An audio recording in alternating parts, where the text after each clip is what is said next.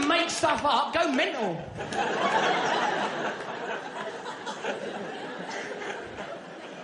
She just wanted to have a good night out with her teenage daughter, and she said the eyeliner opener was the worst chat-up line she'd ever heard. Oh, really? Well, stick around, because I've got worse. The worst of all being simply, get in the van.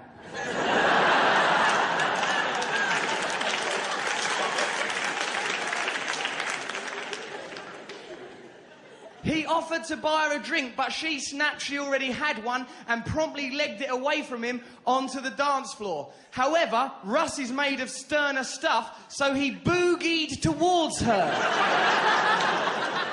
I ain't boogied anywhere. I do not boogie places.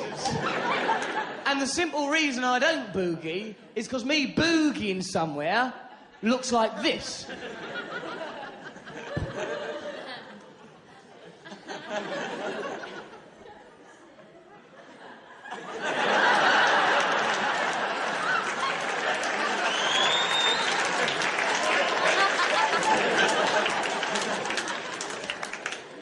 That is not a way I wish to travel.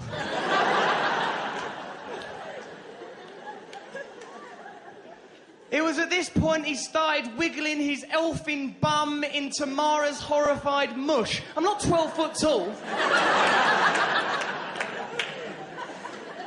Tamara lost patience. She snapped at Brand. You're the one with the big mouth, aren't you? Thrilled that she'd finally acknowledged his famous self, Russell nodded enthusiastically. I don't mind a lie story saying I nodded. Nodding looks like this. I do resent a lie story saying I nodded enthusiastically. That looks like this.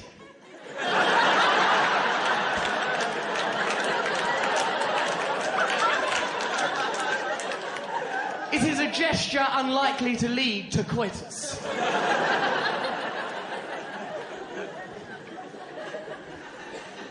You're the one with the big mouth, aren't you? She continued, if you don't leave me alone, you'll get a smack in it. Right, that is the apex of the article where the figurative big mouth and the literal anatomical mouth meet in a collision of language, an explosion of ideas. 'Tis rhubarb.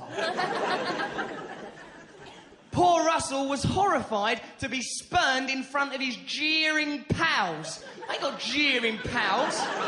My friends are not Sid James, Leonard Rossiter and Albert Steptoe.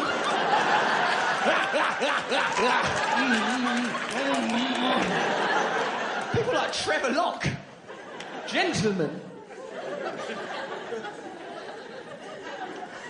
Jeering pals. He rarely has to go back to Brand Towers on his lonesome. I live in a one-bedroom flat. Little Russell has had the pleasure of a galaxy of celebrities, then it lists some, and it goes, add to those a host of prostitutes. A host of prostitutes. Not just one or two, an host of them. Imagine a 1940s musical sort of tiered wedding cake set with a cabaret line of prostitutes in top hat and tails, sort of cascading down like a human whore waterfall. With each kick, they're getting more and more deteriorated because they're all crack addicts.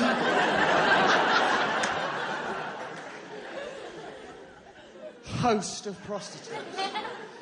A host of prostitutes, pals, and distant relatives. Surely that's libelous. Surely that. Distant relatives. I've not fucked anyone in my family. No matter where they live. Geography's really not the issue. It's more of a moral position, really. Hello, grandmother. Nice of you to visit from Vancouver. However, the cardigan you have given me is an inappropriate Christmas gift. Come hither.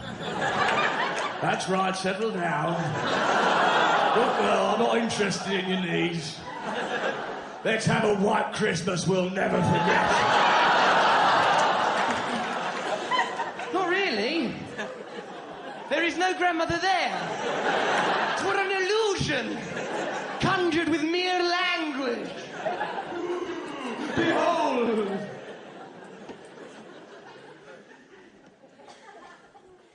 The mortified fop, me again, laughed off his failure, saying, I'm a sexy wild man. I did not say I'm a sexy wild man. I did not say that. Russell. Russell. Yeah, sorry to disturb you when you're sleeping. Trying to remind you of that time when you met Tamara Beckwith. I've never met Tamara Beckwith. I've not met her. You have.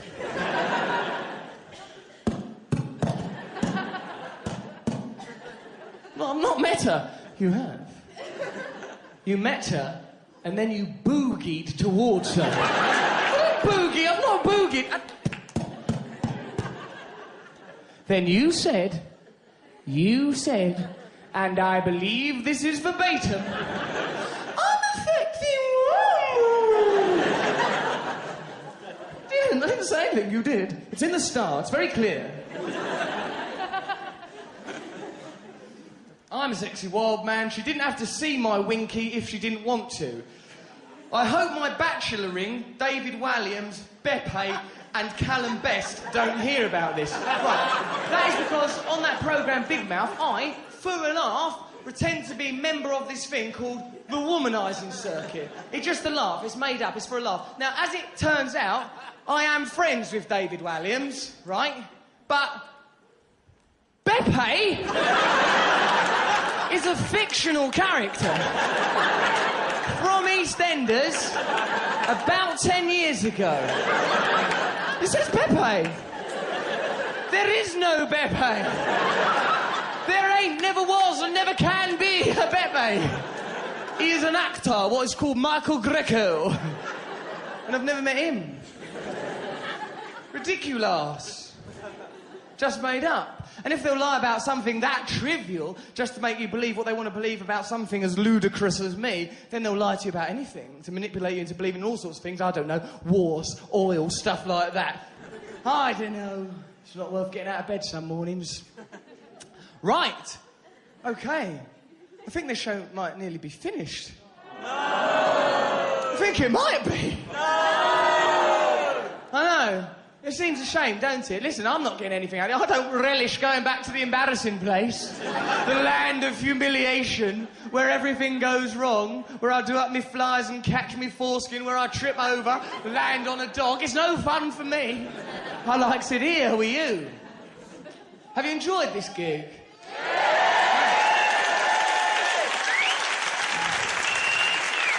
Thank you. It's a laugh. I always think, though, that it's a bit mad, like, sort of when this gig ends, you know, maybe later on you'll talk to some people, they'll go, oh, right, how was that gig? You'll go, yeah, fine, bit wordy. You know,